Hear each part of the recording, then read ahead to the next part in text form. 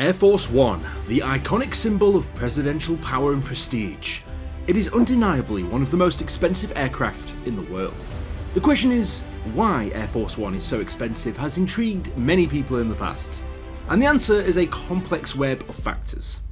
This is Brainspill, my name is Tank, and today we're going to find out why this plane is so goddamn expensive. But more importantly than that, we're going to find out how expensive it is and what's in this plane to make it have such a high budget figure, because some of these figures are pretty eye-watering.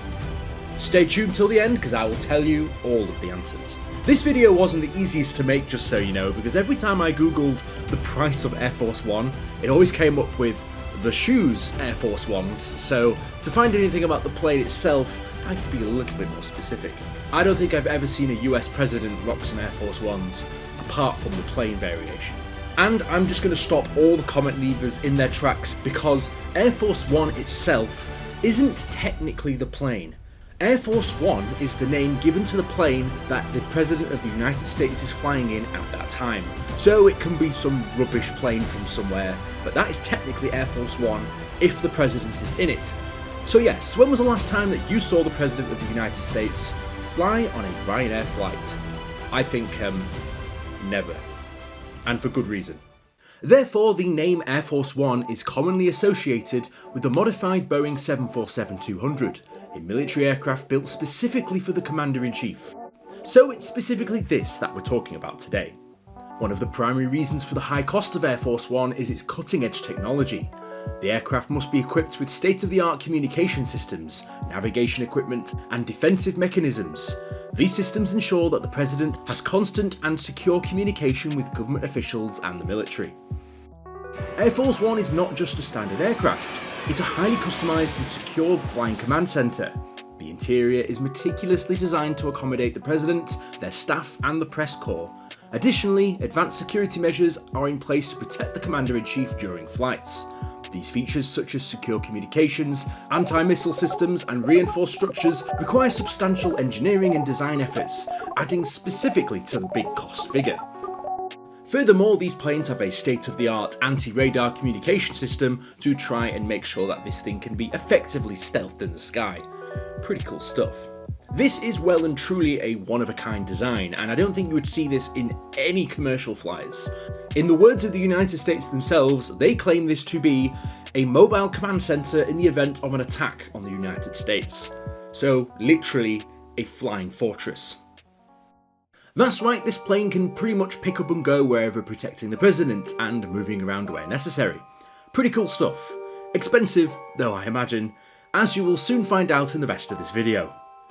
The continuous development and integration of such technology contributes significantly to the overall cost, as this is the thing that is always topped up with the most cutting-edge technology, which is quite a large sinkhole in the old money pot each year. Maintaining Air Force One is a costly endeavour.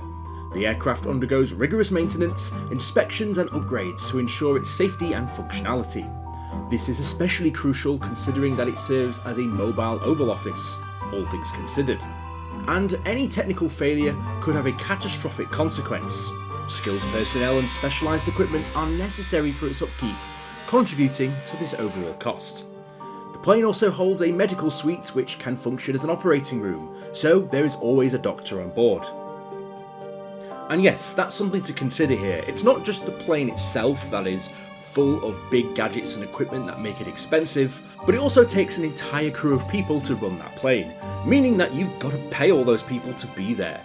And there's a lot of people, so that's also quite costly. Round-the-clock services. This also includes the Secret Service, who, as you might imagine, are attached to the President like a leech at times. Those who have the clearance to be near the President will be constantly monitored by the Secret Service, resulting in costly manpower to simply have eyes and ears on the plane. So that's even more expensive, which again is something which I don't think Ryanair would offer, because who would want to go with Ryanair, right? Hey, Ryanair, don't sue me. In recent years, there's been talks of having a replacement primary plane which would have the most advanced and capable systems known to man. This includes a budget sheet for the replacement plane, which is also noted to have an upgrade to all the electrical systems to military grade and twin backup power systems. Those upgrades mean Air Force One is shielded against any electromagnetic pulses or any other type of energy burst that might damage its electronics. It's a side effect of nuclear weapons detected at high altitude, so yes, you know that this plane is built for bloody anything. In case that there is a nuclear event, this plane is protected if it's flying in the sky, you know, to fly away from the explosion. Gotta protect the president at all costs. Unlike most commercial flights that are built in large quantities and therefore you can produce them in bulk, Air Force One is a specifically one-of-a-kind designed plane, meaning that, of course, it's going to be a lot more expensive because you have a lot of stuff in there that you don't have on a standard plane. This is highly specialised, one of a kind. This small production volume makes it much more expensive per unit because of the costs of research, development and production are normally distributed among a smaller number of planes. Mass production economies of scale simply do not apply to a custom-made aircraft. Something else which is interesting about this plane is most commercial airlines don't normally go over 1 or even 2 levels, but Air Force One has 3 levels. I don't know why you'd need 3 levels, but there we are. Included in this 3 levels is a 4,000 square feet of interior space featuring amenities such as a dedicated presidential office, a spacious conference room, and even a gym for those late-night sweaty presidential workouts. 2 well-equipped food service areas are managed by a team of chefs, complete with a fully equipped kitchen capable of serving up to 100 individuals simultaneously. The culinary preparation is conducted by military chefs who meticulously package all the ingredients to ensure its safety. This plane is more self-sufficient than basically an entire street. I'm pretty sure the plane is probably bigger than an entire street as well, but there we are. Air Force One, as you might imagine, has to adhere to the strictest regulatory standards in aviation. These standards ensure the safety and reliability of the aircraft, which is of utmost importance given its role. Meeting these standards requires intensive testing, certification processes, and adherence to complex regulations, all of which, of course, add to that cost that we've been talking about. The cost of Air Force One is not solely limited to its acquisition and initial customization. It encompasses a lifetime of expenses, including maintenance, upgrades, personnel, and operational costs. Over its operational lifespan, these expenses can add up very significantly. So, what is the actual cost? The US Government Accountability Office estimated the total cost at $3.2 billion, and the US Air Force's budget for the program is projected to be nearly $4 billion. That is a ridiculously huge number. In recent years, people have been thinking that they want to replace this plane, but people such as Donald Trump himself didn't think this was a good idea, partially due to the massive cost involved in doing so, which makes sense.